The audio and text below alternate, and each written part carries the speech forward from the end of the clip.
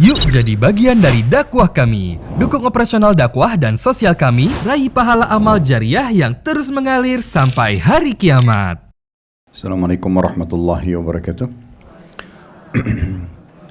Alhamdulillah, tidak pernah berhenti lisan kita sebagai seorang muslim memuji dan memuja Allah subhanahu wa ta'ala atas segala nikmat yang Allah limpahkan kepada kita, terutama kita masih dijadikan sebagai seorang muslim dan mukmin, yang tentunya dengan itu kita jadi mengenal siapa Tuhan yang menciptakan seluruh alam semesta ini termasuk diri kita sendiri, dan juga apa tujuan kita berada di muka bumi ini, apa yang harus kita kerjakan, apa yang harus kita jauhi, dan apa yang boleh kita nikmati dan apa yang tidak boleh kita nikmati.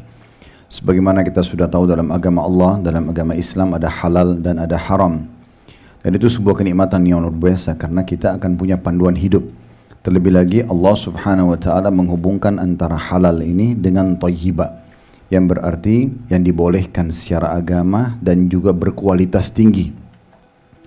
Kalau ayam asalnya halal untuk dikonsumsi, tapi di saat dia basi, dia bangkai, maka tidak boleh dikonsumsi lagi. Dan ini merupakan panduan hidup yang sangat luar biasa. Ini sebagai contoh saja dan nikmat yang tidak bisa terhingga yang harusnya kita syukuri. Terlebih lagi di akhirat dijanjikan dengan surga yang abadi. Oleh karena itu kita selalu bersyukur kepada Allah subhanahu wa ta'ala atas segala nikmat ini. Dan juga tidak kalah penting bisanya kita hadir dalam majelis ilmu seperti ini, karena tujuannya untuk lebih mendalami lagi agama Allah subhanahu wa ta'ala. Selanjutnya kita panjatkan salam hormat kita kepada utusan Allah Nabi besar Muhammad sallallahu alaihi wa ala alihi wa sahbihi wasallam, sebagaimana Allah telah perintahkan kita untuk mengucapkan salam hormat kepada beliau, dan tentunya berharap agar diberikan balasan sesuai yang dijanjikan.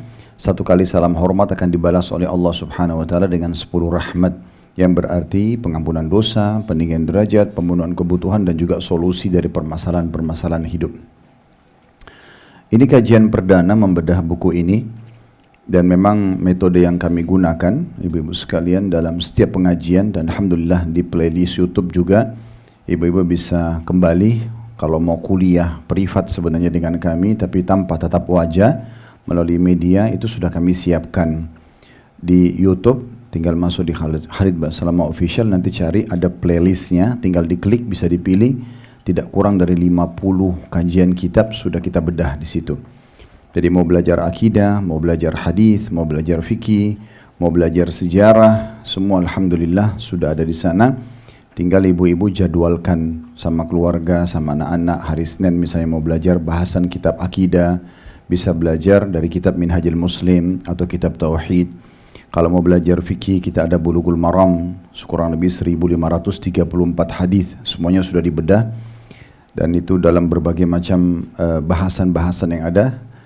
Ada juga buku hadis, kita membahas Sahih Targhib Tarhib, ada Riyadhus Shalihin, ada Sahih Hadis Qudsi. Kemudian kalau mau belajar Sirah Nabawi, sudah sangat masyhur sebenarnya Sirah Nabawi ini. Kita sudah tuntaskan alhamdulillah lebih dari 40 episode. Kemudian ada serial Sahabat, juga sekarang mendekati 50 episode. Dan insya Allah kedepannya akan menyusul 25 Nabi dan Rasul yang akan kami sampaikan.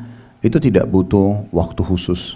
Ibu-ibu cuma luangkan waktu di saat lagi santai, lagi duduk, sambil dengerin ceramah.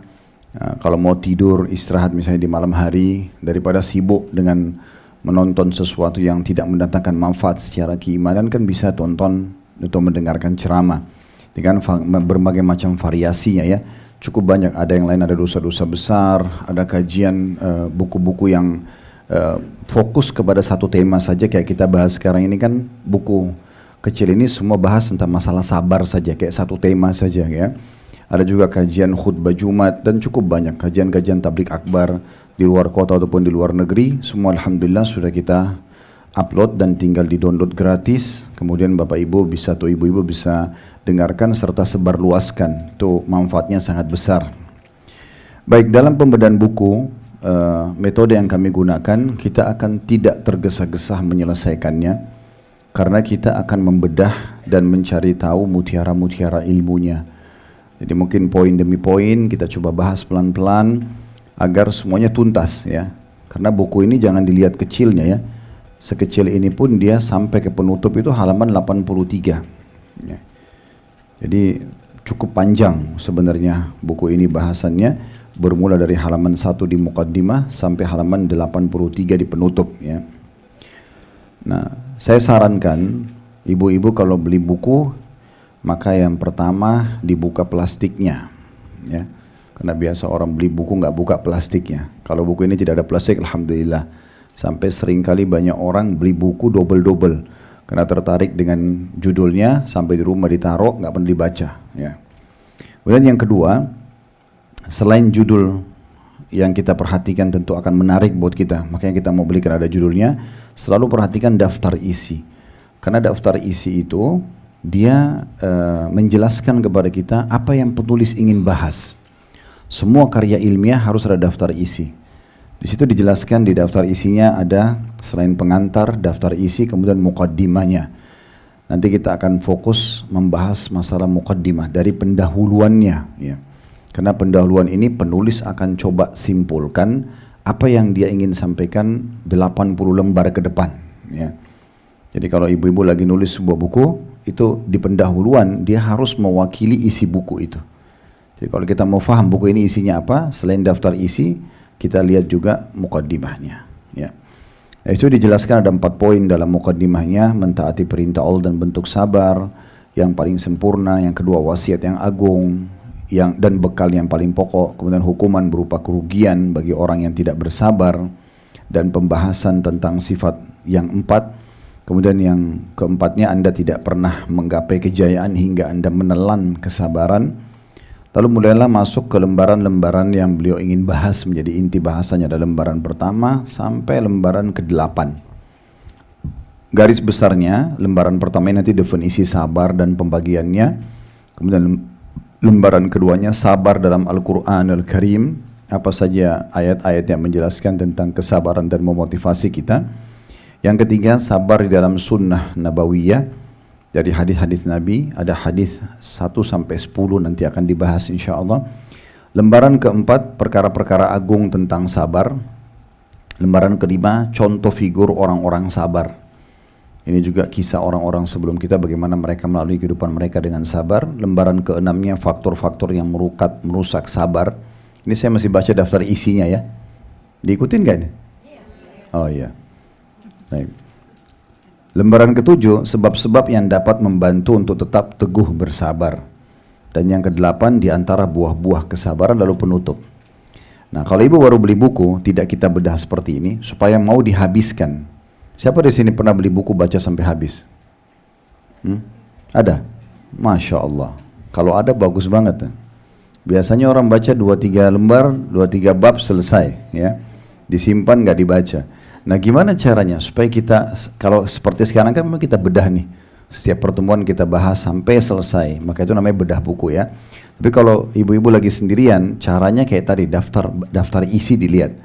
Mana kira-kira dari judul ini yang paling menggelitik kita, mulai baca dari situ. Jadi kalau baca sendiri nggak usah dari lembaran pertama. Misalnya, oh lembaran ke-5 lebih menarik buat saya, contoh figur orang-orang sabar misalnya.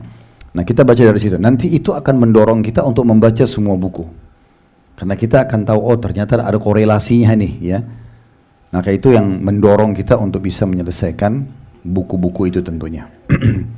Baik, sebelum jauh kita membahas, di sini buku ini terjemahan tentunya ada di 2 lembar pertama. Kalau ibu buka 2 lembar pertama dari depan itu ditulis judul asalnya dari bahasa Arab ya, Safahat Minas Sabr. Safahat Minas Sabar itu kalau kita terjemahkan secara letter-let sebenarnya lembaran-lembaran dari kesabaran. Itu yang diinginkan oleh penulis. Maksudnya dia ingin membahas poin demi poin secara detail sabar itu, supaya kalau baca buku ini semuanya sudah faham dan setelah itu tinggal praktek. Nah gitu ya. Kemudian itu penulisnya ada Khalid bin Muhammad Al-Ansari, hafizahullah.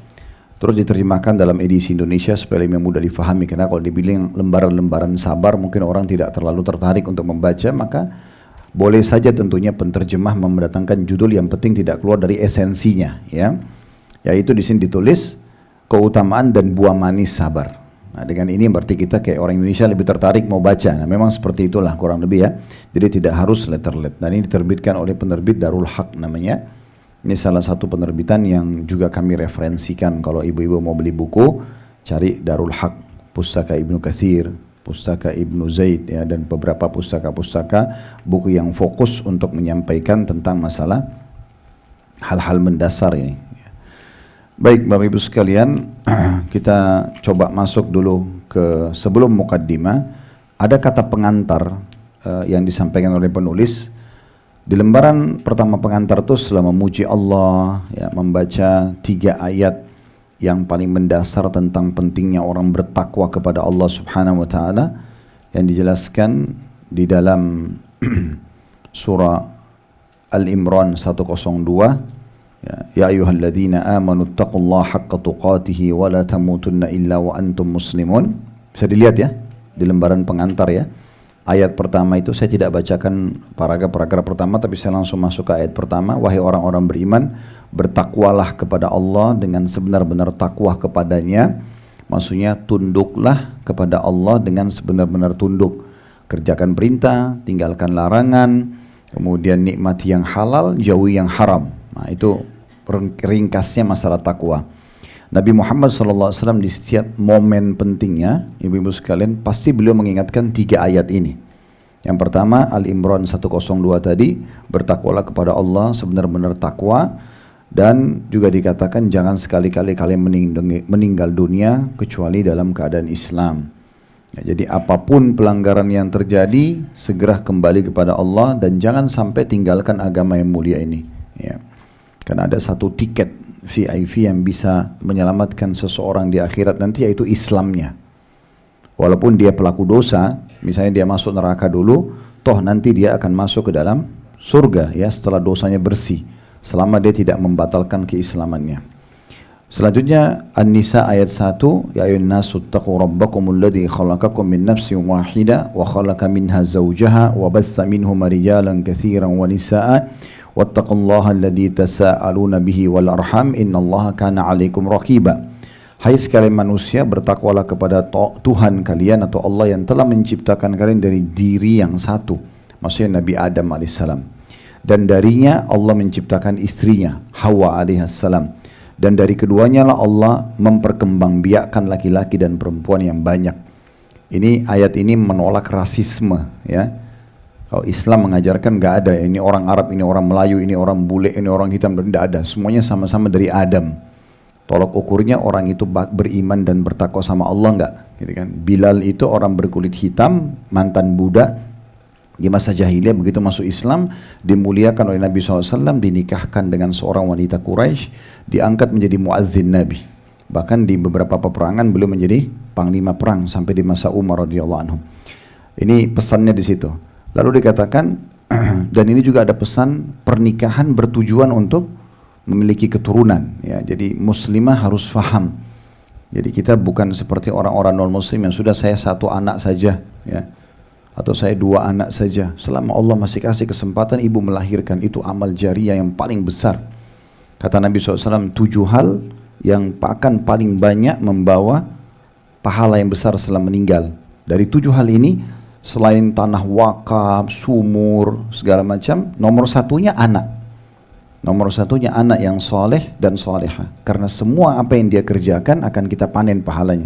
Saya sekarang duduk sini ngajar Bapak Ibu sekalian, orang tua saya panen pahalanya walaupun mereka sudah meninggal. Bahkan semuanya, cara jalan, cara berbicara, apa saja kan dari kecil kita ajar anak kita itu semuanya. Ya, jalan, ngomong, pakaian, semua itu akan terus jadi pahala per detiknya. Itu pahala yang sangat besar. Jadi makanya di sini dikatakan memang Allah ciptakan untuk memperbanyak keturunan. Ya, semua isu-isu negatif tentang orang nanti kalau melahirkan banyak akan ada penyakit, akan ada begini. Coba teliti secara ilmiah, jangan dengar begitu saja beritanya ya.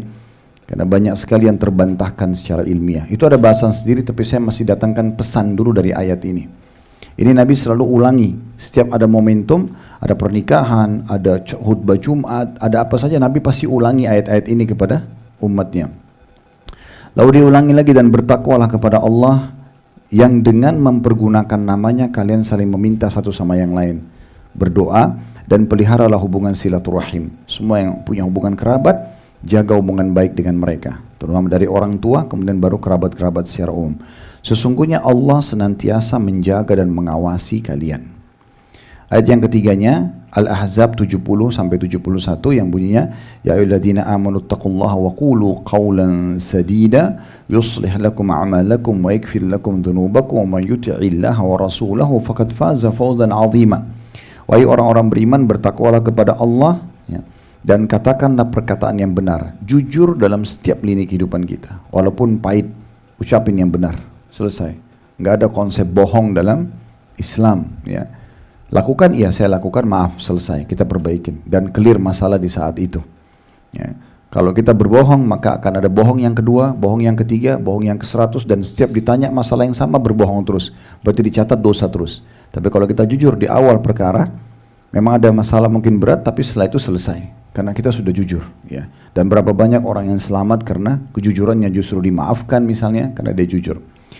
Niscaya Allah, kalau kita bertakwa kepada Allah ya, dan juga berkata jujur, Allah akan memperbaiki kalian, bagi kalian amal-amal kalian. Kalau ada yang kurang, sholatnya ibu, puasanya, Allah perbaiki dengan itu ya, Allah sempurnakan.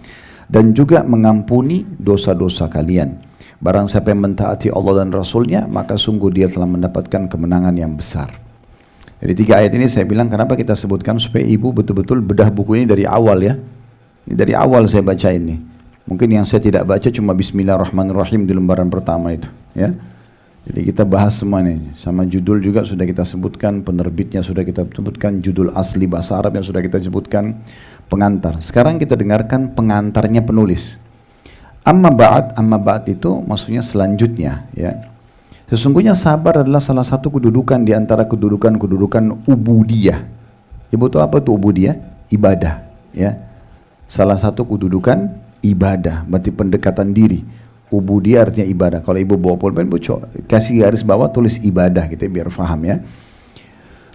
Di antara kedudukan ubudiyah kepada Allah dalam pandangan Ahlus Sunnah wal Jamaah ya. Itu tadi masalah keterangan ayat-ayat 3 tadi, ada footnote. Ibu kalau lihat di sebelahnya Al-Ahzab 70-71 ada angka 1 kecil nggak? Lihat ya. Nah di bawahnya itu ada keterangan. Ini adalah khutbah hajat, tanda kutip. Maksudnya ini yang selalu Rasulullah SAW sampaikan kepada para sahabat.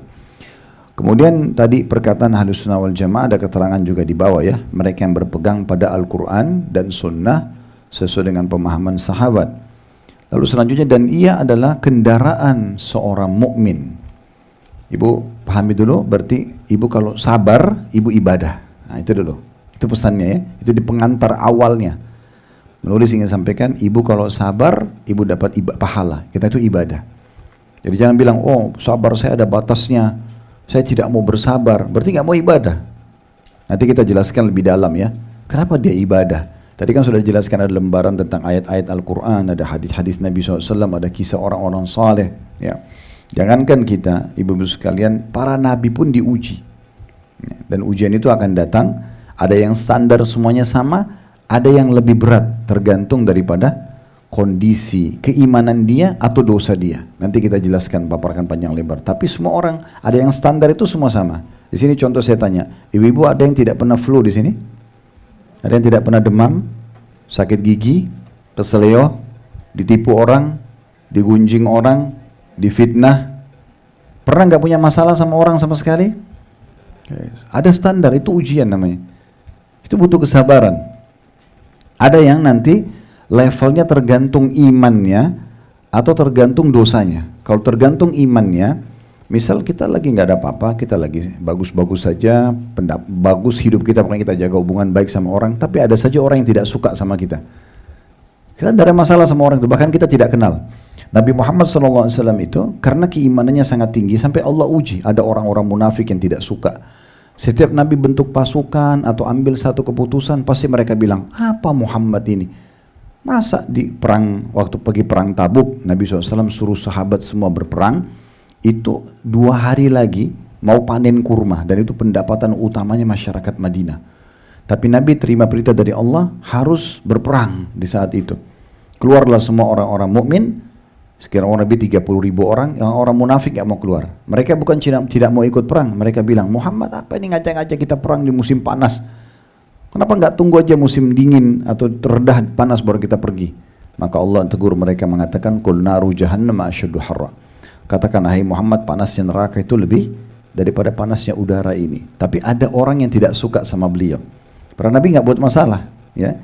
Di Mekah itu Bu, setiap hari Nabi SAW kalau keluar dari rumahnya, di depan pintu rumah, kayak kita rumah gini, depan pintunya pas ditaruh sampah semua oleh tetangga-tetangganya, Abu Jahal, Abu Lahab, Umayyah bin Khalaf, taruh sampah, bukan ditaruh biasa, memang sengaja diserahkan supaya tidak bisa lewat kecuali harus ngangkat sampah itu. Diuji. Nabi SAW orang imannya luar biasa, siapa yang bisa mencapai ke tingkat iman Nabi gitu kan. Tapi Nabi pungutin sambil mengatakan, beginikah kalian bermuamalah dengan tetangga? Selesai. Habis itu Nabi anggap itu sebuah ujian dari Allah, ibadah akan dapat pahala, clear. Jadi bukan malah berantem, bukan malah balas keburukan dengan burukan, tidak. Nah itu panduannya. Ya, ini dasar sekali ya bahasannya, ini masih awal nih. Ya, jadi harus introspeksi diri dulu kalau dia adalah ibadah. Kemudian yang kedua yang bisa diambil dari penyampaian sini adalah dikatakan ia adalah kendaraan mukmin dalam kehidupan ini. Itu kayak kendaraan ibu mau kemana-mana, bawa kesabaran itu bersama. Ya. Sebenarnya ada dua sayap kehidupan Bu yang tidak bisa lepas. Sabar dalam ujian, syukur dalam nikmat. Nah itu. Dua ini seperti kalau saya sering gambarkan di pengajian kami, itu seperti kalau pesawat dua sayap. Yang kanan syukur kalau ada nikmat, yang kiri sabar kalau ada ujian. Nggak bisa seimbang kalau ibu cuma pilih salah satunya. Misal ibu lagi ada nikmat, bersyukur, lagi kenyang, lagi tidak haus, lagi ada pekerjaan, ada pendapatan, alhamdulillah. Begitu dia uji sedikit sakit, keluh kesah. Satu kampung tak kalau dia flu misalnya, semua disampaikan masalahnya. Jadi dia kayak nggak berimbang hidupnya. Sebagaimana ada nikmat, ada ujian. Allah sudah ciptakan di muka bumi ini pasang-pasangan Bu ya. Ada lapar, ada kenyang, ada tua, ada muda, ada tua, ya, ada laki-laki, ada perempuan, ada sehat, ada sakit. Itu nggak bisa lepas itu. Harus fahamin ini sistem sunnatullah. Ada siang, ada malam. Jadi sebagaimana kita sehat sekarang, kita bisa sakit setiap saat. Nah gitu. Ya, sebagaimana kita kenyang, kita bisa lapar juga dan seterusnya. Sebagaimana kita muda, kita akan tua. Sebagaimana kita hidup, kita akan mati. Di akhirat pun ada surga dan neraka, ini berpasang-pasangan. Kalau kita faham ini, nanti pada saat kita lagi sakit, oh iya, saya kan sudah sehat yang lalu. Ini diuji. Cuma luasnya rahmat Allah Bu, Allah datangkan ujian lebih sedikit daripada nikmat. Contoh misalnya, ibu lapar tiap hari ya, kita kan lapar ya, itu kan ujian ya, benar nggak? Ini dukungan saya cuma 2-3 orang ini, nah, berarti nggak pada lapar Mas. Habis makan tadi ya? Oh pantas. Contohnya kurang pas rupanya. Tapi oke, kita kan lapar ya. Sekarang anggap kita lapar, begitu kita rasa lapar, hitungan menit itu. Pasti kan kita langsung cari makanan ya. Terus kita makan, anggaplah kita lapar misalnya setengah jam. Kita makan, anggap setengah jam juga. Tapi kenyangnya berapa lama? 3 jam, 4 jam, 5 jam baru lapar. Coba, berarti ujiannya itu datang kecil. Nikmatnya besar, selalu begitu. Ibu setahun 360 hari gak pernah sakit. Awal tahun depan flu seminggu. Itu aja sudah satu kampung yang tahu kalau dia flu. Semua dikeluhkan. Padahal kalau dia adil, dia fair, kan dia 1 tahun sehat. Kalau bicara masalah keadilan, harusnya setahun juga sakit. Ya nggak? Setahun sehat, setahun sakit, harusnya gitu. Tapi itu nggak pernah begitu Allah kasih. Pasti ujian lebih sedikit. Ya, dikasih lebih sedikit, selalu begitu. Ibu coba cek dalam kehidupan kita selama ini sudah berapa tahun ibu jalani kehidupan, mana lebih banyak, nikmat atau ujian? Pasti akan lebih banyak nikmatnya. Karena tiap hari kita lapar, tiap hari kita haus, hilang semua tuh. Tiap hari kita capek bisa istirahat, kita butuh pakaian, tiap hari kita pakai baju, kan gitu. Kita butuh kendaraan, tiap hari kita bisa transportasi, dan terlalu banyak nikmat yang kalau kita mau rincikan ya. Oleh karena itu hati-hati sekali, jangan sampai sedikit ujian datang sudah seperti semua kebaikan Allah kasih dilupakan. Nah, ini nanti jauh dari ibadah tadi, ya gitu. Nanti kita akan lebih jauh bahas masalah itu. Jadi kalau ibu bangun pagi, flu, demam misalnya, itu flu lah, anggap flu. Jangan salahin AC, nggak ada gunanya. Oh AC-nya semalam saya terlalu kecilin misalnya. Dan harusnya 25 aja, tadi 16 jadi saya flu. Nggak ada hubungannya sama AC itu. Ujian lagi datang, ya. Jadi nggak usah salahin AC, nggak usah salahin suami. Misalnya kalau suaminya yang dingin AC-nya, nggak usah salahin misalnya minum air es tadi pada saat mau bangun tidur. Itu nggak ada hubungannya. Ya. Karena biar tidak minum air es, biar AC tidak dingin, kalau Allah takdirin flu, harus flu pada pagi itu. Nah tugasnya sabar ya.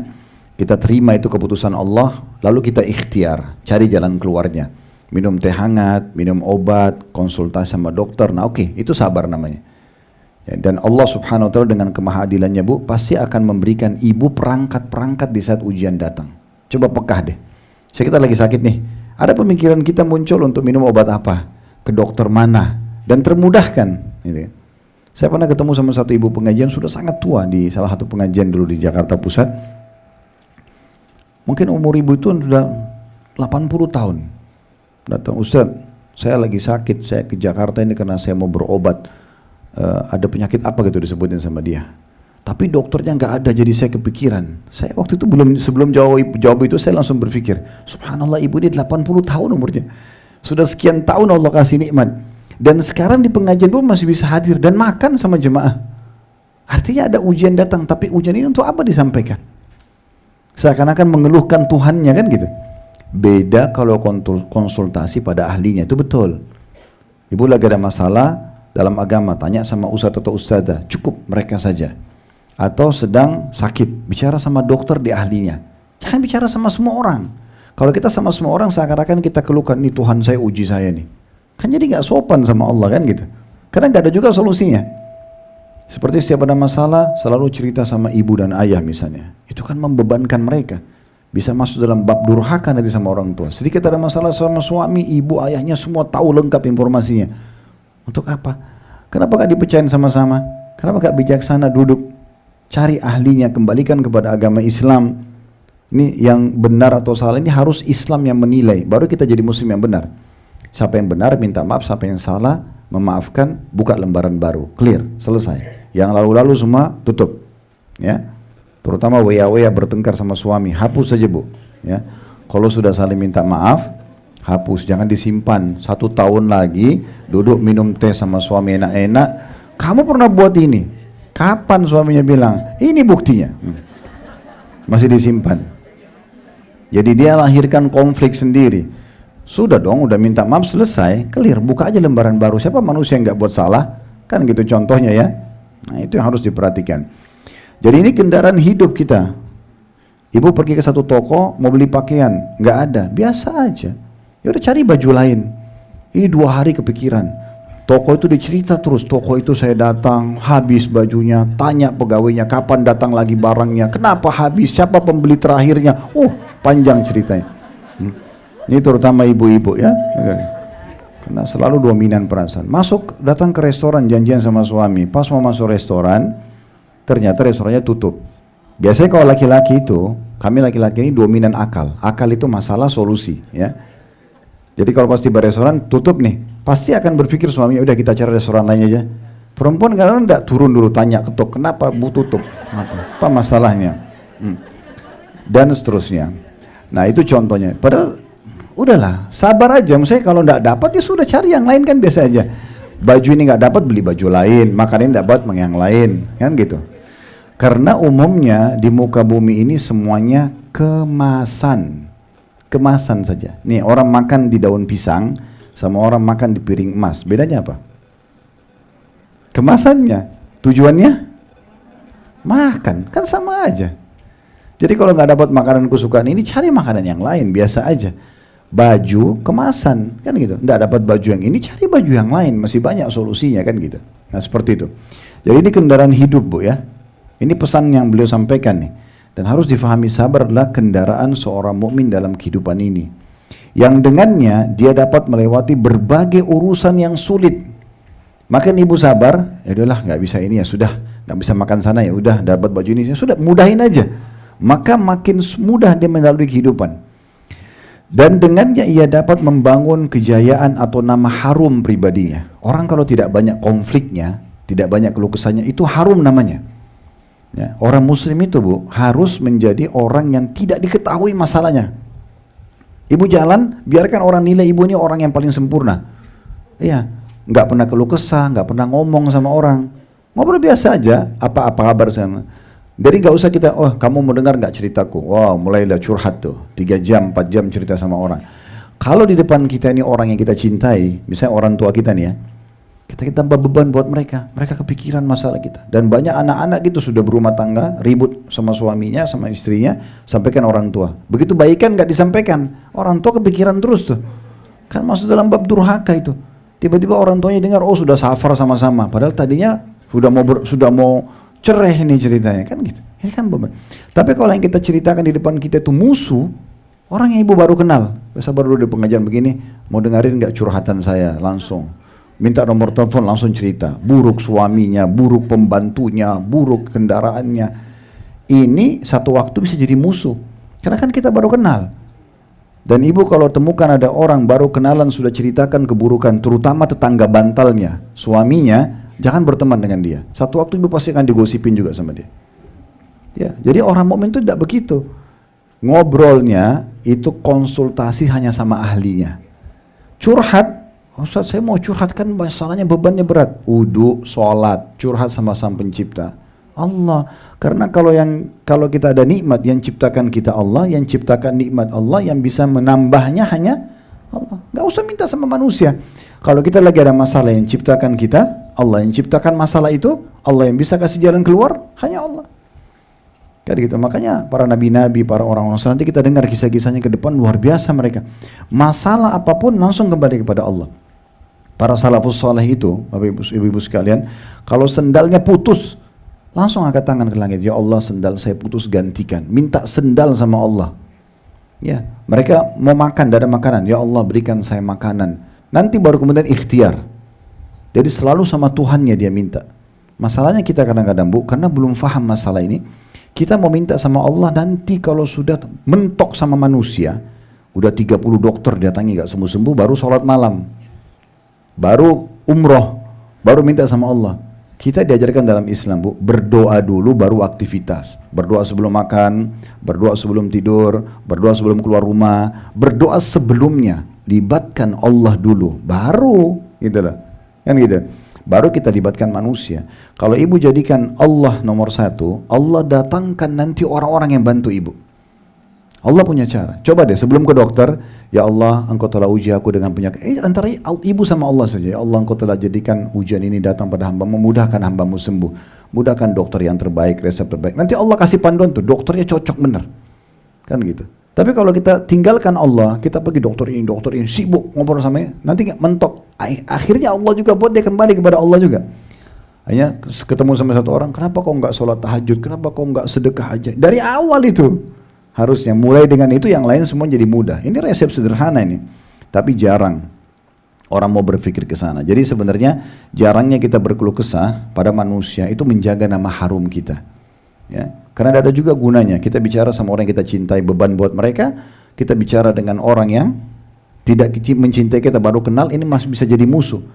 Ada orang, maaf ini bahasa saya supaya mudah difahami. Ada orang jalan Bu, seperti maaf tanpa busana. Semua orang tahu masalahnya. Karena semua orang diceritakan. Saya sama si fulan, saya mau ada masalah, kamu cerita, tapi jangan cerita sama orang ya.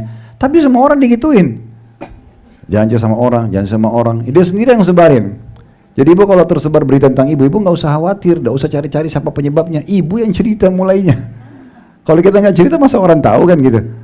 Nah, coba sih yang terbaik, coba wudu, duduk di mukena, sujud, tuangkan, nangis sama Allah. Ya Allah, engkau telah menguji hamba-Mu ini, mudahkan hamba-Mu bersabar, berikan pahala, jadikan penyebab pembersihan dosa, berikan solusinya, gitu-gitu ya. Karena nggak mungkin ibu-ibu sekalian kita lewat di muka bumi tanpa cobaan, itu nggak mungkin, menghayal itu ya. Karena itu sunnatullah. Baik, di sini beliau mengangkat perkataan syair ya, wa bisabri yubna kullu majdin wa yurtaqa. Wabisabri yu'na kullu sa'bin minal amr. Terjemahannya, dengan kesabaran setiap kejayaan dapat dibangun dan didaki. Orang sabar mengejar prestasinya, mengejar target-targetnya, mengejar tujuan dia ya. Semua itu dengan dia sabar, dia tetap gigih melaluinya walaupun ada ujian-ujian, dia akan sampai ke itu. Dan dengan sabar pula setiap perkara yang sulit dapat ditundukkan. Tadi dengan cara mudahkan ya. Gak dapat ya sudah. Oh bukan rezeki saya, udah cari yang lain aja, gitu aja, mudahin aja, kan gitu. Ada sebuah hadis ibu bisa jadikan pegangan menarik Bu ya. Kata Nabi SAW, Allah tidak akan mewafatkan satu jiwa sampai semua rezekinya akan disempurnakan. Kalau rezeki yang di rumah ini misalnya, sahibul bait tuan rumah sekarang Masya Allah siapin makan dan minum, ini sudah dicatat di Lauhul Mahfuz sebelum ibu diciptakan. Rezeki satu suap makan dan satu teguk air ini sudah Allah catat. Ibu pasti datang sini, ibu pasti makan itu. Gak akan pindah ke mulutnya orang lain, gak akan. Gak ada namanya rezeki kita diambil orang lain, itu gak ada. Makanya Hasan Basri berkata jadi ini hadis luar biasa, tidak akan diwafatkan satu jiwa sampai semua rezekinya disempurnakan. Seteguk air kalau sudah takdirnya ibu pasti minum dulu baru ibu mati, gak bisa tidak. Ada seorang syekh di Saudi menceritakan kisah nyata, ada orang jalan dekat sumur bu, orang umum, ini bukan orang soleh, bukan apa, cuma dia jadikan bahan cerita tentang masalah takdir Allah berhubungan dengan masalah kematian dan rezeki pasti sampai kepadanya sebelum mati. Dia jalan, dia pegang pinggiran sumur itu terus jatuh ke dalam. Begitu dia jatuh, dia teriak-teriak minta tolong, ada orang lewat bantu dikeluarin. Bisa ditanya, kenapa kamu? Dia ceritalah sama dia, tadi saya cuma pegang, saya jatuh. Seperti manusia bisa kalau ditanya kenapa terjadi, dia cerita. Habis itu orang-orang kesian kasih dia sebotol air, dia minum. Habis minum air meninggal. Subhanallah, dia harus minum dulu air itu baru mati. Padahal tadi kan dia bisa mati itu jadi di sumur ya, tapi tidak mati subhanallah. Sampai terakhir rezekinya sampai padanya. Kalau sudah tahu ini, Bapak Ibu sekalian, tidak usah kita berpikir, oh ini proyek saya diambil, oh ini jodoh saya harusnya tapi dinikahi sama dia. Gak ada hubungannya, Allah sudah tentukan. Tidak jadi berarti Allah memang tidak mau. Cari yang lain, selesai. Kan gitu, sudah selesai. Gak jadi nikah sama ini, nikah sama yang lain. Jadi makan sini, makan yang tidak baju ini, mudahin aja. Nah orang kalau mudahin dia dapat nanti solusi yang sangat mudah dari sesuatu kesulitan dia lalui. Kadang-kadang yang jadi buat sulit ini kenapa? Kitanya besar-besarin masalah. Tadi cuma flu aja, sudah satu kampung yang tahu. Macam-macam, semua orang diteleponin sama dia. Untuk apa? Nikmat aja prosesnya. Makin ibu nikmatin prosesnya, makin ibu terima takdir, makin besar pahalanya. Kata Nabi SAW, Inna idhamal ajri ma'idhamal bala. Sesungguhnya besarnya kadar balasan pahala sesuai dengan besarnya kadar kesabaran. Nah termasuk yang mengikis pahala itu keluh kesah. Semua orang disampaikan masalahnya. Ini kalau ada yang bertanya, lalu bagaimana Ustaz kalau sama suami misalnya? Kalau ibu berpikir suami itu memang dia adalah solusi, maksudnya dia berkata sesuatu, mungkin dia ahlinya, atau memang kita ada masalah berhubungan dengan masalah suami. Kayak misalnya mau bantu keluarga, kita memang butuh tambahan nafkah, ya tidak ada masalah, karena dia memang orang yang tepat. Mirip kita kalau sama dokter tadi misalnya kalau sakit, atau ustadz kalau masalah agama, itu nggak ada masalah. Tapi jangan semua orang, jangan semua orang. Selanjutnya dikatakan, karena itu alangkah butuhnya seorang hamba mukmin kepada kesabaran, terutama di zaman ini di mana banyak terjadi fitnah dan tipu daya. Orang yang bersabar padanya dengan berpegang teguh pada agamanya adalah bagaikan orang yang menggenggam bara api. Sebagaimana disebutkan dalam sebuah hadis Abu Tha'laba Al-Khurshani radhiyallahu anhu, bahwasanya Nabi SAW bersabda, Inna mi waraikum ayyamas sabr, as-sabru fihinna kaqabdi 'alal jamr walil 'amili fihinna ajru 50 rajulan ya'maluna mithla 'amalikum. Qalu ya Rasulullah ajru 50 minna aw minhum, qala bal ajru 50 minkum. Sebelum saya baca terjemahan dulu, ini maknanya dalam sekali paragraf ini ya. Jadi Bibi kalau baca ada penyampaian tentang sebuah petua, wasiat, coba diulang-ulangi dulu apa yang saya bisa ambil dari pesan itu, supaya jangan berlalu begitu saja, sayang gitu ya. Di sini bahasanya luar biasa. Beliau mengatakan alangkah butuhnya, itu di halaman sebelumnya tadi ya, alangkah butuhnya seorang hamba mukmin kepada kesabaran, terutama di zaman ini di mana banyak terjadi fitnah dan tipu daya. Makin canggih teknologi, kita kan makin mudah ditipu ya. Orang bisa melalui WA, melalui media sudah bisa nipu orang. Ya, transfer uang ternyata salah dan segala macam. Itu zaman fitnah. Begitu juga dengan ya, banyaknya hal-hal yang terjadi, fitnah-fitnah itu kayak godaan-godaan yang datang sehingga mengganggu iman seorang mukmin. Nah itu dibutuhkan kesabaran. Nanti akan kita lebih dalam bahas, tapi saya kasih sekarang bocorannya. Sabar itu dalam 3 hal Bu ya. Sabar dalam 3 hal. Yang pertama, sabar dalam mengerjakan ketaatan. Jadi untuk ibu dalam majlis ilmu seperti ini, sabar duduk gitu. Memang sabar. Orang bangun sholat malam, sabar. Harus uduk dulu, harus hadap kiblat, tutup aurat, ada bacaannya, ada tata caranya, nggak boleh salah gitu kan. Rakaatnya jelas, bacanya jelas, nah baru diterima. Kalau enggak. Memang harus sabar dalam mengerjakan ibadah. Pergi haji dan umroh, keluarin uang, naik pesawat 9 jam, ya belum harus ke kemah, jumroh dan segala macam. Banyak ya. Dalam ibadah butuh kesabaran. Ya, termasuk dalam masalah jihad, orang-orang pergi berperang. Semua ibadah itu butuh kesabaran, karena untuk mengerjakannya butuh kesabaran, kita mau bersabar. Yang kedua, sabar dalam meninggalkan dosa. Jadi setiap kita pasti punya peluang berbuat dosa. Pasti ada tawaran untuk berzina, tawaran untuk mencuri, tawaran untuk membunuh, tawaran apalah menipu. Dalam hidup kita terlintas gitu kan. Tapi kita sabar, tolak. Oh nggak boleh, Allah haramkan, saya nggak mau. Selesai. Ada salah satu orang yang pernah datang, seorang laki-laki berbicara sama saya konsultasi. Dan dia bertanya banyak hal hukum. Satu waktu dia sempat ucapin kata-kata ini. Dia bilang begini, alhamdulillah saya tidak sebut namanya, cuma mengambil pelajaran ya. Dia bilang, tapi ada masalah saya satu, Ustaz, saya mau ucapin tapi saya berat gitu. Cuma karena saya baru, saya bilang silakan sampaikan. Kalau saya masih mampu untuk berikan solusinya silakan. Yang penting masalah agama. Dia bilang iya. Terus dia bilang, saya ada kecenderungan pada sama jenis. Ya. Dia bilang gitu, saya sesungguhnya sama jenis. Bagaimana saya memecahkan masalah ini? Saya tahu itu tidak boleh, gitu kan? Dan saya juga coba melawannya. Karena itu dia nunda-nunda tidak menikah-nikah. Tapi saya tidak tahu apakah dia sudah sampai tingkat homo atau tidak, nggak tahu. Tapi dia bilang gitu. Gimana caranya, Ustaz? Saya bilang yang paling pertama, fahami dulu itu haram dalam agama. Itu dulu. Tahu haram. Dan semua yang haram pasti ada hukumannya. Baca ancaman. Gimana caranya kita untuk meninggalkan satu perbuatan dosa? Misalnya kita biasa bohong atau kita biasa menipu, kita biasa apa? Bagaimana caranya kita tinggalkan dosa itu? Baca ancamannya. Kalau sekarang masa kita kan tinggal ketik di Google ancaman berbohong, ancaman menipu, ancaman ini dan itu. Kemudian kalau mau visual dan audio bisa di TikTok, di Facebook segala macam, itu kan bisa di Instagram, bisa dilihat. Nanti kita akan kalau dengar 1-2 ceramah, baca 1-2 artikel, kita akan termotivasi untuk meninggalkannya. Sebagaimana juga kalau kita ingin rajin mengerjakan sebuah ibadah, kita harus membaca keutamaannya. Saya ibu mau rajin sedekah, jangan sedekah dulu kecuali baca keutamaannya. Jadi ibu tahu ibu dapat apa. Karena semua ibadah pasti ada janji Allah.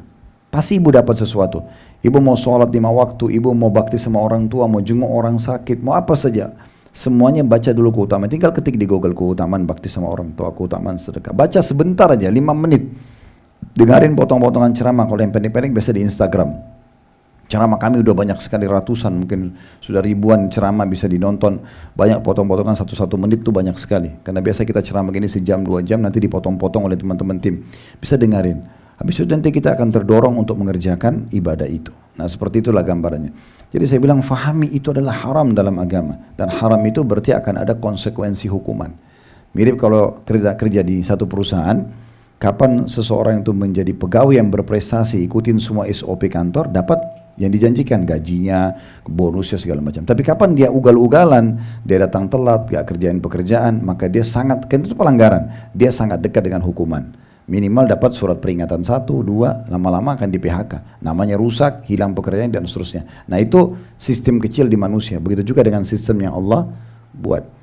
Ibu juga perlu garis bawahi satu hal ya. Kalau kita melakukan satu pelanggaran, kalau kita buat satu kebaikan, kita sedekah misalnya, itu balasannya berlipat-lipat. Kita sedekah 10.000 rupiah, mungkin dengan itu Allah kasih kesehatan 1 tahun. Tidak pernah Allah balas 10.000, nanti Allah datangkan rezeki 10.000, itu nggak pernah. Pasti berlipat-lipat karena Allah bilang innallaha yarzuqu may yasha' bighairi hisab. Allah kalau kasih rezeki orang tanpa ada hitungannya, ya. Tapi sama, kalau orang buat dosa, itu enggak ada satu dosa, kemudian misalnya 1 kali bohong, oh berarti dihukum dengan 1 kali cambukan. Enggak. Itu bisa sampai 1 tahun kita masalah. Ribut sama suami, ribut sama istri, pekerjaan tidak jalan, itu karena hanya 1 dosa tadi. Pernah dengar kisah Nabi Musa alaihissalam dalam Al-Quran digambarkan waktu beliau jadi anak angkatnya Fir'aun. Satu waktu masuk di pasar Mesir, kemudian dia temukan ada orang lagi berantem. Satu Bani Israel, satu dari suku Kipti orang asli Mesir. Nabi Musa mau pisahin, tapi rupanya yang dari Mesir ini mulutnya terlalu tajam, ngaci maki Nabi Musa segala. Sama Nabi Musa, waktu dipisah dia mau melawan, ditonjok sama Nabi Musa. Nabi Musa tidak niat membunuhnya ya, cuma tonjok. Apa kata Allah dalam Al-Quran? Lalu dengan pukulan Musa orang itu mati. Dengan matinya orang ini tanpa disengaja oleh Nabi Musa, tapi memukul itu sudah satu pelanggaran. Apa kata Allah? Wa fatannaka futuna. Setelah itu kami uji kamu dengan ujian-ujian yang banyak karena itu. Jadi fahami nih, jangan jadi orang yang mau melanggar anggap dosa itu gampang. Enggak. Konsekuensinya berat. Ya, udah baik-baik saja. Jadi orang soleh dan soleh itu yang 100%. Hijrah itu jangan setengah-setengah. Jadi orang baik. Karena orang jadi muslim yang baik itu Bu, pasti bahagia. Karena dia suruh jujur, amanah, tanggung jawab, bakti sama orang tua, jenguk orang sakit, bersedekah. Semuanya baik-baik dan ada janjinya. Orang yang dilarang dalam agama, seperti bohong, menipu, membunuh, mencuri, menggunjing, ini semua berat. Dan ini akan ada ada hukumannya. Dan ini tidak baik. Untuk apa? Gitu. Jadilah seorang muslim yang baik. Nah seperti itu gambarannya. Nah tapi dikatakan di sini, cuman orang kalau berpegang teguh pada yang seperti ini, biasanya dia seperti menggenggam bara api. Ibu sekarang kalau di satu komunitas nih, orang suka bohong, ibu jujur sendiri. Kita kayak dilecehkan. Beberapa teman-teman yang kerja di kantor-kantor ngeluh sama saya di pengajian. Ustaz, kita ini sudah jujur, kita amanah. Tapi ada saja kadang-kadang dititipin amplop di atas meja, disuruh ambil. Dari mana uangnya enggak tahu. Ambil atau enggak Ustaz? Jangan. Kalau selain gaji antum jangan diambil. Karena itu kan syubhat. Dan Nabi bilang halal sudah jelas, haram sudah jelas. Dan diantaranya ada hal yang syubhat, samar-samar. Siapa yang menjerumuskan dia pada yang syubhat, terjerumus pada yang haram. Jangan masuk ke situ. Tapi kalau saya tidak ambil, dimusuhi satu kantor Ustaz. Biarin dimusuhin, tidak apa-apa. Ini kan berat ya. Karena orang lain semua pada mau uang haram itu, umumnya. Tapi kalau diambil jadi haram. Dia berikan makan istri anak yang jadi haram. Doa tidak diijabah. Bisa permasalahan lahir. Banyak permasalahan lahir Bapak Ibu sekalian dalam rumah tangga. Itu karena uang haram. Ya. Jadi kalau mau muhasabah, introspeksi diri, pertama cari pendapatan ini. Ada dua hal yang selalu saya sarankan di pengajian. Coba koreksi pendapatan kita yang masuk ke dalam tubuh. Halal atau tidak? Kalau halal itu pasti bahagia. Haram ini yang selalu datangkan masalah ini. Bertengkar tanpa sebab, ada saja masalah, gagal usaha, gagal ini, gagal itu, gagal pengobatan. Itu karena masalah pendapatan haram. Dan yang kedua, doa buruk. Ya, dia selalu berdoa buruk. Ya, dia bilang, kayaknya saya tidak akan sembuh. Kayaknya saya tidak akan bahagia. Menyesal menikah dengan kamu. Kamu nakal sekali nak. Nah, ini bahasa buruk semua. Kayak gitu. Untuk apa diucapin? Insya Allah saya akan sembuh. Insya Allah saya akan bahagia. Allah jadikan ini pasangan saya berarti yang terbaik. Saya coba jadi yang terbaik gitu. Doakan supaya dapat hidayah. Kan begitu. Makanya kata Nabi SAW, saya tidak suka dengan kalimat pesimis. Saya nggak akan sembuh, saya nggak akan bisa, saya nggak akan begini dan begitu. Ya.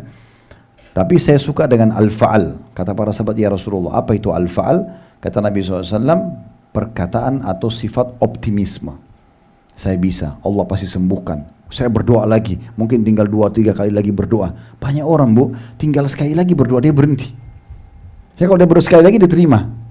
Jadi doa itu kalau ibu mau, ini supaya mudah difahami saja bahasa saya. Ibu lihat kalau lagi ngerasin audio, volumenya ya. Itu kan ada lampunya ya, kecil, full ya. Nah kalau doa itu begitu, kalau rasionalnya itu. Mungkin baru berdoa pertama, baru garis yang satu. Mau full ya full, berdoa terus, jangan berhenti sampai Allah kasih. Selama ibu tidak minta yang haram, yakin. Ada orang mungkin tinggal 1-2 kali berdoa sudah diterima. Tapi dia nggak mau lanjutin kan gitu. Jadi masalah ini. Ya. Baik di sini kalau ibu bersabar di masa-masa sekarang ada ujian datang, ibu tetap berkomitmen, nggak mau ini haram saya nggak mau. Misalnya kita sabar, ya ini perintah agama saya kerjakan. Ya itu 2 jenis sabar tadi ya. Sabar yang ketiga sabar dengan ujian harian Bu, sakit, lapar. Kebanyakan orang masuk di bab sabar seakan-akan cuma poin ketiga, bukan. Justru poin pertama sama kedua itu asasnya. Sabar dalam mengerjakan ketaatan, sabar dalam meninggalkan dosa-dosa. Baru sabar atas ujian harian. Sakit dan segala macam. Itu jadi harus sabar semuanya. Nah kalau ibu lakukan itu, perhatikan hadis ini. Kita baca terjemahan tadi hadis ini ya. Nabi SAW menjanjikan buat kita pahala yang luar biasa. Apa kata Nabi? Di depan para sahabatnya. Sahabat ini Bu, kedudukannya sangat tinggi ya. Mereka hidup bersama Nabi, ketemu tiap hari, ya, ngobrol sama-sama, makan sama-sama. Ada yang jadi kerabatnya Nabi, ada yang anaknya dinikahi sama Nabi, berperang sama Nabi. Ini bahagia luar biasa. Kita kadang-kadang datang ke Madinah, kunjungin kuburan Nabi, ya sudah bahagianya luar biasa masuk Raudhah. Jalankan sunnah beliau. Bagaimana orang hidup sama Nabi? Pahalanya besar sekali. Tapi khusus orang yang sudah setelah Nabi meninggal datang yang kayak kita begini. Lalu ibu bisa sabar dalam ujian-ujian. Mengerjakan ketaatan, komit menjaga terus sholatnya, jaga terus tutup auratnya, jaga yang diperintahkan. Tinggalkan yang dilarang, setiap ada godaan, oh ini haram, saya nggak mau. Apapun negosiasi saya nggak mau. Syaitan manusia, syaitan jin saya nggak mau. Ini haram, nggak boleh zina, nggak boleh riba, nggak boleh segala. Ini haram, saya nggak mau. Selesai. Mau mereka bilang so alim apa terserah. Pokoknya ini haram. Dan kalau ada ujian harian tadi kayak sakit apa, ibu sabar. konsultasi pada ahlinya, yang lain tidak usah disampaikan. Udah nikmati prosesnya. Maka apa kata Nabi SAW? Sesungguhnya ada hari-hari di mana sesudah kalian nanti, maksudnya sesudah kalian para sahabat Nabi ini ya, sesudah saya mati, sesudah kalian juga begitu ya. Kata Nabi, di mana menghadapi masalah dengan bersabar dalam hari-hari itu bagikan menggenggam bara api. Orang yang beramal di dalam hari-hari itu tetap mau kerjakan ketaatan walaupun dalam keadaan sulit ya, cuaca panas, cuaca dingin, banyak godaan teman-teman, kerabat, tetap ibu sendiri tutup aurat, yang lain semua tidak misalnya, tetap ibu komitmen kerjakan ketaatan. Ada godaan untuk negosiasi, berbuat dosa, ibu tetap sabar, nggak mau kerjakan. Apa kata Nabi SAW? Orang yang beramal di hari-hari itu, di masa kita sekarang, mendapatkan pahala 50 orang yang beramal seperti kalian. 50 sahabat, coba bayangin. Kita buat satu amal di masa sabar, lagi ada ujian, lagi ada masalah, bukan malah curah sana sini, sujud minta sama Allah. Minta agar Allah berikan kesabaran. Yakin fa inna ma'al usri yusra. Di setiap kesulitan pasti ada kemudahan. Perhatikan Allah gunakan inna ya. Inna ini dalam bahasa Arab namanya harfut ta'kid, pemastian sesuatu, kepastian sudah terjadi. Allah ulangi, inna ma'al usri yusra. Pasti kata Allah setelah kesulitan ada kemudahan. Tidak mungkin, ibu kalau ada ujian nih, ibu yakin ada garis finishnya. Sebagaimana ada start ada garis finish. Tinggal sabar nggak lalu ini nih. Nikmatin nggak prosesnya. Lebih ditunggangi nggak sebagai kendaraan kehidupan dan mendekatkan diri kepada Allah. Nah seperti itu. Kalau ibu bersabar, ibu dapat pahala 50 orang sahabat Nabi. Ini luar biasa. Ya, perhatikan. Sahabat itu penasaran. Si Abu Tha'lab al-Khursyani mengatakan begini. Wahai Rasulullah, pahala 50 orang dari kami itu dari mereka. Mereka pikir, maksudnya kok bisa dapat pahala kami? Kami ini kan siapa gitu, sahabat-sahabat Nabi ya. Maksudnya mungkin anda masukkan pahala 50 orang antara mereka. Kayak misalnya sekarang ini ada orang yang sabar, berarti dapat 50 pahala orang di antara kita. Kata Nabi SAW, bukan. Bahkan pahala 50 orang dari kalian. Itu saking besarnya pahala bersabar. Makanya syaitan gak mau ibu bersabar. Digoda terus, dikobok-obok supaya jangan sabar. Minimal keluhkan, keluar mulutnya keluh kesah. Semua orang disalahin sama dia, atau penyakit disalahin, atau kejadian disalahin. Dan Nabi SAW sudah berikan kepada kita kata kuncinya, kalau terjadi sesuatu pada kalian, sudah terjadi ya, beda bu kalau belum terjadi. Kalau belum terjadi, ibu masih punya solusi untuk ikhtiar ya. Belum terjadi pertengkaran, belum terjadi bencana, belum terjadi kebangkrutan, investasi enggak ya? Nah itu kita masih punya pilihan. Tapi kalau sudah terjadi, kata Nabi SAW, dan sudah terjadi nih, sudah ditipu, udah disakitin orang, udah digunjing, udah segala macam, Nabi bilang, ucapkanlah qadarallahu wa ma syaa fa'al. Allah sudah takdirkan, Allah tentukan seperti itu. Ya Allah takdirkan seperti itu. Dan jangan pernah buka pintu lau itu kalau seandainya. Karena lau membuka pintu syaitan, membuka pintu syaitan. Itu hadis itu ada putnot nomor 3 ibu sekalian, diriwayatkan oleh Tirmidzi dalam kitab tafsir beliau ya. Kemudian selanjutnya beliau mengangkat perkataan Imam Asy-Syatibi rahimahullah, beliau berkata, wa hadza zamanu sabri man laka billati qabtin kaqabdin ala jamrin fatanju minal bala walau anna aidan sa'adat latawaqqafat sahabuha bid-dam'i diman wa huttala walakinnaha an qaswatil qalbi qahtuha faya dai'atul a'mari tamdi sabahlala. Artinya inilah zaman untuk bersabar ya, kalau lagi ada ujian. Dan siapakah yang mengizinkanmu bersabar dengan kondisi sulit yang kesulitannya bagi menggenggam bara api sehingga engkau dapat selamat dari malapetaka. Maksudnya Allah yang perintahkan kamu untuk itu, maka jadikan sebagai ibadah. Seandainya air matanya dapat membantu, niscaya mendungnya akan mengucurkan air mata terus-menerus dan deras. Artinya kalau ibu ada masalah, ibu nangis sama manusia, itu bisa jadi solusi, nangis saja terus. Tapi itu tidak akan jadi solusi. Gitu. Tetapi ia kering karena kerasnya hati. Maka wahai orang-orang yang menyia-nyiakan umur dan yang terlalu tanpa arti, yang berlalu tanpa arti, ya maksudnya hati-hatilah wahai orang yang terus sibuk menghabiskan waktunya pada hal-hal yang tidak perlu. Ya. Apalagi kalau itu bukan memang masalah, tapi ada orang suka pakai hidupnya bu, itu manajemen konflik. Ya. Suka konflik. Kayaknya kalau tidak ada masalah, ada masalah. Suaminya baik-baik saja nih. Kok dia tenang-tenang aja, pasti ada masalah nih. Dia lahirkan masalah itu. Hah? Sedangkan ada masalah saja kita disuruh sabar. Ini gak ada masalah, dilahirkan. Itu teman saya hilang lama gak ada beritanya. Pasti ada sesuatu yang dia rahasiakan. Misal, kenapa? Lucu gitu ya, tidak ada masalah, lahirkan masalah gitu. Ibu kalau Allah kasih waktu luang bu, lagi sehat, lagi tidak apa-apa, lagi duduk santai di rumah, tidak usah cari masalah. Jangan cari di kontak siapa teman lagi ada masalah nih. Kamu ada masalah apa, curhat aja. Kenapa? Zikir, baca Quran, dengerin ilmu, dengerin edukasi kesehatan kah, informasi. Untuk apa dengar curhatannya orang? Kalau dia cerita tentang suaminya, ibu ikut-ikutan. Memang tuh suami kamu gini. Nah, ibu masalah sama suaminya loh. Ya. Kadang-kadang ada orang subhanallah masalah sama satu orang, dia buat masalah sama banyak orang. Ibu kalau lagi masalah sama suami, insya Allah tidak ada. Tapi kalau masalah sama pasangan misalnya, cukup sama dia saja. Jangan bawa-bawa orang tuanya. Ibu kalau masalah sama dia, berarti cuma sama dia. Kalau ibu clearkan, alhamdulillah saling memaafkan, clear, nggak dibawa di akhirat kan? Tapi orang tidak. Memang ibu ayahmu itu. Musuhnya jadi 3 sekarang. Nah, kalau cerai nggak sempat minta maaf, 3 orang musuhnya hari kiamat. Ini sudah cukup habisin pahala dia. Memang keluarga kamu itu. Nah, kalau keluarganya 300 orang, ini masalah. Atau nikah sama orang asing. Misalnya ada orang Amerika nikah sama Indonesia. Lalu dia bilang, memang orang Indonesia itu 278 juta dia siap berhadapan hari kiamat nanti. Kebodohan kadang-kadang. Jadi kalau tidak ada masalah, nggak usah lahirin konflik-konflik, nggak usah. Saya titip pesan juga poin penting Bapak Ibu sekalian. Ini sebagai penutup. Kali ini kita baca kata pengantarnya saja. Ya karena memang sudah sangat padat ya. Ya. Ibu fahami poin penting ya. Nabi Muhammad SAW bu, setiap hari, kalau habis sholat duha, beliau sudah mandi, udah bersih, biasanya beliau keliling, ketemu sama teman-temannya kan. Begitu buka pintu, perkataan pertama Nabi begini para sahabatnya, jangan ada yang menceritakan keburukan sahabatku, karena aku ingin bertemu dengan mereka dalam kondisi lapang dada. Itu pesan pertama Nabi para sahabat. Jadi nggak ada yang cerita, ya Rasulullah sudah tahu si fulan belum? Si fulan tahu.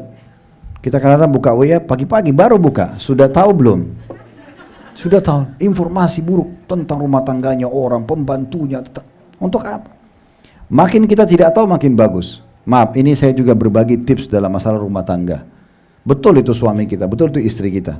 Tapi kalau ibu dan bapak tidak banyak tahu tentang pasangan, apalagi masa lalunya, itu bagus, gak usah dikorek-korek. Sekarang ini suami saya, ini istri saya, udah sekarang berjalan, saya tahu dia orangnya baik, selesai. Jangan lagi dulu tenang-tenang, saya mau kau bersumpah atas sama Allah, pernah gak kau berzina? Kalau tidak, saya gak mau bergaul dengan kau. Baik, kalau dia bilang, iya saya sudah zina 100 kali, gimana? Untuk apa kan gitu? Ini sudah selesai, sudah berlalu, sekarang sudah nikah, sudah punya anak, karena sudah punya cucu, mau ribut masalah itu untuk apa? Kan gitu. Gak ada gunanya kan gitu. Jadi jangan pakai manajemen konflik. Ini manajemen gagal di Amerika. Ya, saya pernah waktu S2 nulis makalah tentang itu. Saya masuk di manajemen pendidikan. Kebetulan saya yang dapat itu. Apa ini manajemen konflik gitu? Saya coba cek dari banyak referensi. Ternyata itu dibuat oleh beberapa pakar ekonomi yang ada. Itu menurut yang saya pelajari waktu itu ya.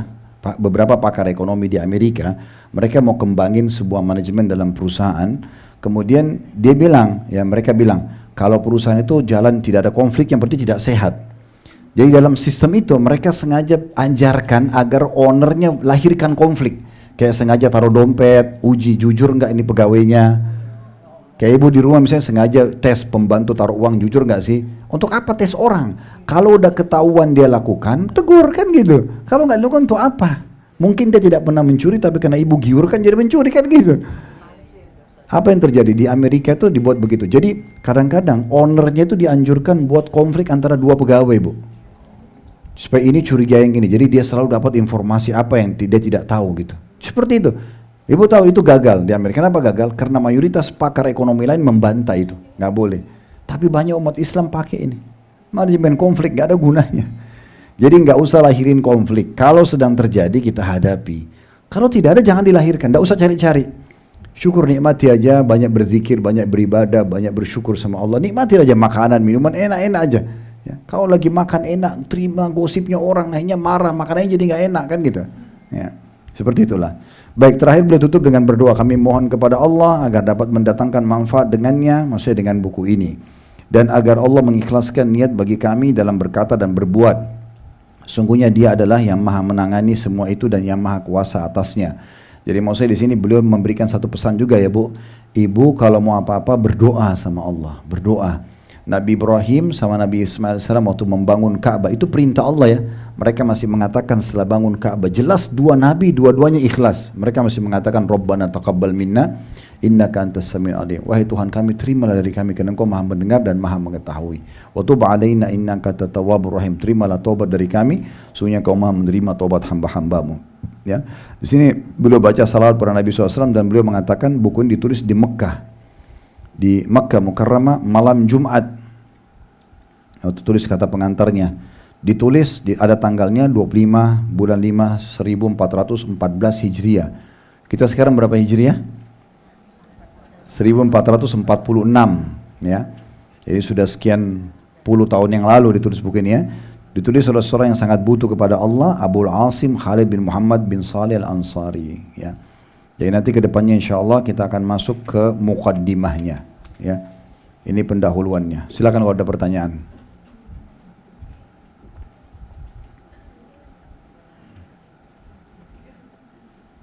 Kalau tidak ada jangan dipaksa bertanya ya. Ada?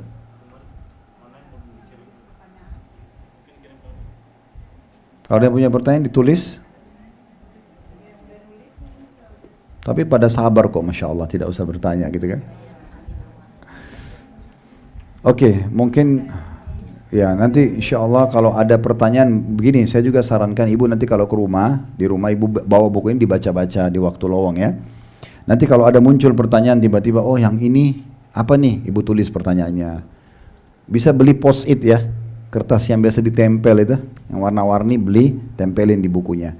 Misalnya di lembaran 1 sampai lembaran 5 ada pertanyaan 1, halaman sekian sampai ada pertanyaan 2. Jadi nanti ibu kalau datang pengajian begini nggak usah baru mau pikir pertanyaan apa, ya itu sudah dicatat, itu lebih bagus insya Allah. Ya, baik mungkin sampai situ dulu karena sudah 13:37 ya, harusnya 13:20 tadi kita selesai. Saya jam 2 pas ada pengajian lagi, bahas tentang masalah doa ya. Mungkin kalau tidak sempat ke lokasi, mungkin tidak ada undangan atau apa, bisa ikutin live insya Allah.